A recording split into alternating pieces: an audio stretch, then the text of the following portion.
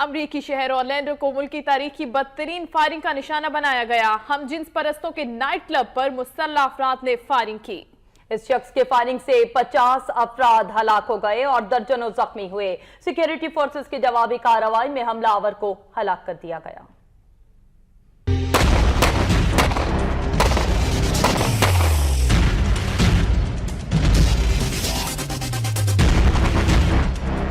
امریکہ میں تاریخ کی بدترین دہشت گردی کا نشانہ بنایا گیا ریاست فلوریڈا کے شہر اورلینڈو کو، جہاں ہم جنس پرستوں کی نائٹ کلب میں رات 2 بجے جدید اسلحے سے لیس مسلح شخص نے گھس کر فائرنگ کرتے ہوئے وہاں موجود سینکڑوں افراد کو یرغمال بنا لیا۔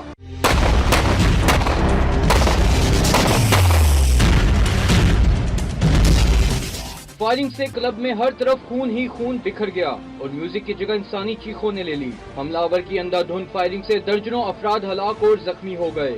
قتل و غارت کے سلسلے کی اطلاع ملتے ہی پولیس اور ایف بی آئی کے اہلکاروں نے علاقے کو گھیرے میں لے لیا۔ 3 گھنٹوں کی محتاط کارروائی کے بعد کلب میں داخل ہو کر حملہ آور کو ہلاک کر دیا گیا۔ ریسکیو ٹیموں نے زخمیوں کو شہر کے مختلف ہسپتالوں میں منتقل کر دیا، جہاں بعض کی حالت انتہائی تشویشناک بتائی جا رہی ہے۔ ڈاکٹرز کی جانب سے عوام سے خون کے عطیے کی اپیل بھی کی گئی۔ اورلینڈو میں 48 گھنٹوں کے دوران فائرنگ کا یہ دوسرا واقعہ ہے۔ پہلے واقعے میں امریکی ٹی وی کے مشہور پروگرام دی وائس کی گلوکارہ کرسٹینا گریمی کو ہلاک کر دیا گیا تھا۔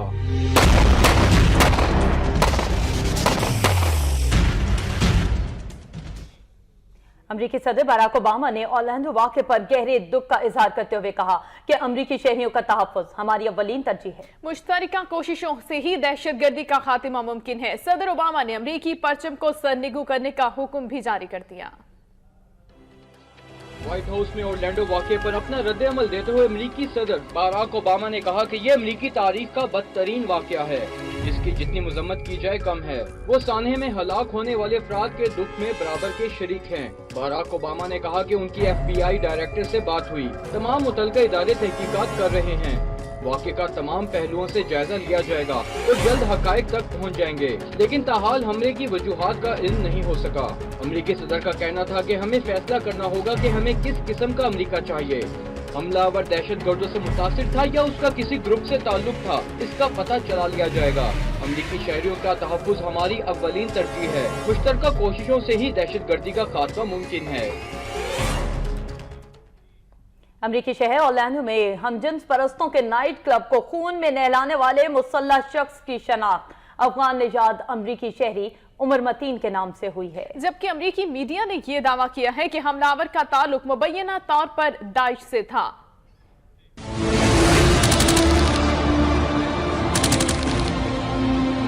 امریکی حکام کے مطابق اورلینڈو میں ہم جنس پرستوں کے نائٹ کلب پر حملہ کرنے والے شخص کی شناخت کر لی۔ 29 سالہ عمر متین امریکہ کا پیدائشی جبکہ اس کے والد کا تعلق افغانستان سے تھا۔ عمر پورٹ سینٹ لوسی کا رہائشی تھا۔ امریکی میڈیا نے دعویٰ کیا ہے کہ عمر متین نے نائٹ کلب پر حملے سے قبل 911 پر کال کی تھی، جس میں اس نے شدت پسند تنظیم داعش سے اپنے تعلقات کا انکشاف اور بوسٹن دھماکوں میں ملوث ملزمان کا ذکر بھی کیا تھا۔ دوسری جانب عمر متین کی سابق اہلیہ نے الزام عائد کیا کہ اس کا ذہنی توازن ٹھیک نہیں تھا، وہ اس پر جسمانی تشدد بھی کرتا تھا۔ اورلینڈو کے میئر نے نائٹ کلب میں ہونے والی خون کی ہولی کے بعد شہر میں ایمرجنسی نافذ کر دی ہے۔ ریاست فلوریڈا کے گورنر رک اسکاٹ نے فائرنگ واقعے کو دہشت گردی کا بدترین اقدام قرار دیا ہے۔ اورلینڈو کے میئر بڈی ڈائر نے پریس کانفرنس کرتے ہوئے بتایا کہ امریکی تاریخ کے اس ہولناک حملے میں 50 افراد ہلاک جبکہ 52 زخمی ہوئے۔ انہوں نے شہر میں ایمرجنسی نافذ کرتے ہوئے شہریوں سے اپیل کی کہ وہ حملے یا ملزم سے متعلق کوئی بھی معلومات ملنے پر سیکیورٹی اداروں سے تعاون کریں۔ ریاست فلوریڈا کے گورنر رک اسکاٹ نے اورلینڈو نائٹ کلب میں قتل و غارت کے بدترین واقعے کو دہشت گردی قرار دیا ہے۔ ان کا کہنا تھا کہ اس طرح کے گھنونے واقعات پر ہر امریکی غم و غصے میں مبتلا ہے۔ گورنر کا کہنا تھا کہ سب کو اکٹھے ہو کر سوچنا ہوگا کہ اس طرح کے سلسلہ وار واقعات کی روک تھام کیسے ممکن ہو سکتی ہے۔ اور امریکی خفیہ ادارے نے نائٹ کلب پر حملے کی دہشت گردی کے تناظر پر تفتیش شروع کر دی ہے۔ اورلینڈو پولیس چیف کے مطابق شہریوں کی جانوں کو بچانے کے لیے پولیس کو 3 گھنٹوں کا محتاط آپریشن کرنا پڑا۔ FBI के तर्जुमान डैनी बैनिक्स का कहना था कि क्लब हमले की दहशतगर्दी के तनाजुर में तहकीकात की जा रही है। उमर मतीन का नाम किसी वॉच लिस्ट में नहीं था, ताहम पुलिस दहशतगर्द तंजीमों से इसके ताल्लुकात की तफ्तीश कर रही है। FBI का कहना है कि फायरिंग के वाक़े में उमर मतीन से 3 बार तफ्तीश हो चुकी है, ताहम सबूत न मिलने पर मजीद तहकीकात नहीं की गई और न ही वो वॉच लिस्ट में शामिल था। दूसरी जानिब Orlando police chief John many का कहना था कि हमलावर उमर मतीन एक राइफल, एक पिस्तौल से मुसल्ला था और इसने अपने साथ किसी किस्म का आला भी बांध रखा था। हमलावर ने 1 हफ्ता कबल ही असलहा कानूनी तौर पर खरीदा था। ऑरलैंडो पुलिस चीफ ने बताया कि उन्होंने एक कंट्रोल धमाका किया जिसका मकसद हमलावर की तवज्जो बटाना था, क्योंकि हमलावर ने क्लब के अंदर लोगों को यरगमाल बना लिया था। धमाके के फौरी बाद फोर्सेस ने क्लब के अंदर जाकर हमलावर को हलाक कर दिया।